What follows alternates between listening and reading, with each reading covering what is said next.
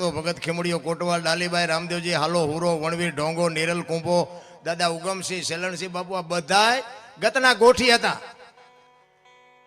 એ ઊંચ નીચની વાત જ નહોતી, અમીર ગરીબની વાત નહોતી, સ્ત્રી પુરુષની વાત નહોતી. આ બધાય બાપુ ભેદ મટી જાય ને તો મળદા આજે બેઠા થાય.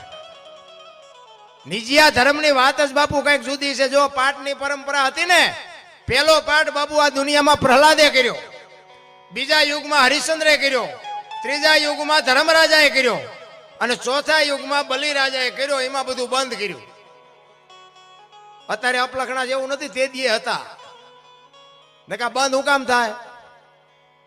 એટલે બલિરાજા વખતે કીધું ભાઈ આ બધું બંધ કરી દો, કોઈ ન કહેવાય તમે કાળા છો ધોળા છો, મૂકી દો, આ બધું મૂકી દો.